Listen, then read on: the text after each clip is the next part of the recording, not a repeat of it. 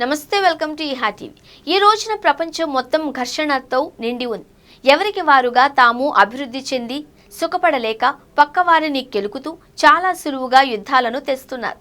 భారత్కి పాక్తో సమస్యలు ఈనాటివి కావు. పాక్ ఆవిర్భవించిన తర్వాత నుంచి అనుకోవాలి. భారత్ నుంచి వేరు పడిపోతాము అని చెప్పిందే ఒక వర్గం. వారు కోరుకున్నట్లుగానే దేశం ముక్కలైంది. ఆ తర్వాత ఎవరి బతుకువారు అన్నట్లుగా ఉండాలి. కానీ పాక్ ఆగస్టులో విడిపోయి అక్టోబర్ నాటికల్లా కశ్మీర్ మీద యుద్ధం ప్రకటించింది. అలా 3వ వంతు భూభాగాన్ని తీసుకొని ఈ రోజుకి అక్కడ దర్జా చేస్తోంది. దానికి ఉగ్రవాదులకు స్వర్గధామంగా మార్చి భారత్ మీదకు ఉసిగొల్పుతోంది. ఇదిలా ఉంటే భారత్ ఎప్పుడు తానుగా ఏ దేశం మీదకు యుద్ధానికి వెళ్లలేదు. తన మీదకు ఎవరైనా దాడి చేస్తే ప్రతి దాడికి వెళుతుంది. అది తెలిసి పాక్ భారత్ను పదే పదే కవ్విస్తూ ఉంటుంది. పహల్గామ్ దాడి అందులో భాగమే. ఇక భారత్ ఎంతో సంయమనం పాటిస్తూ వచ్చింది. ఆపరేషన్ సింధూర్ పేరుతో భారత్ పాక్లోని ఉగ్రవాద శిబిరాల మీదనే దాడి చేసింది.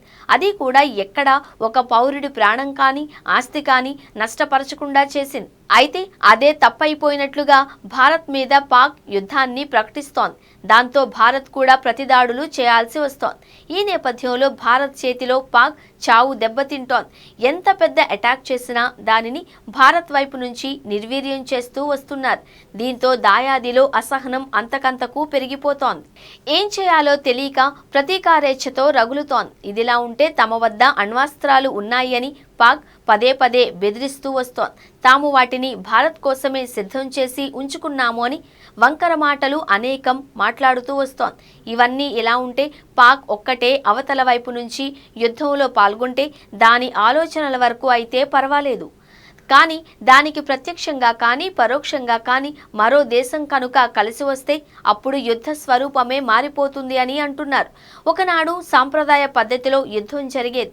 ఇప్పుడు టెక్నాలజీ సాయంతో యుద్ధం చేస్తున్నారు. ఇక ముందేంటి అంటే అణ్వాయుధాల వాడకమే అని అంటున్నారు. అయితే అణు యుద్ధం కడు ప్రమాదకరం. అది ఏకంగా మారణ హోమమే సృష్టిస్తుంది.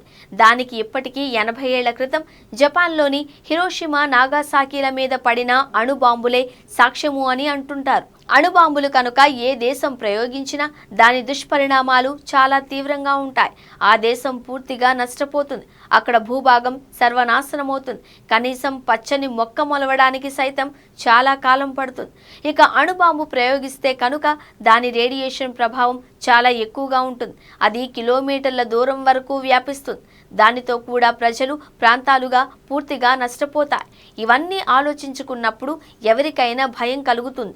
భారత్ పాక్ల మధ్య యుద్ధం అన్నది ఇప్పుడు జరుగుతోంది ట్రెడిషనల్గా అని భావించకూడదు.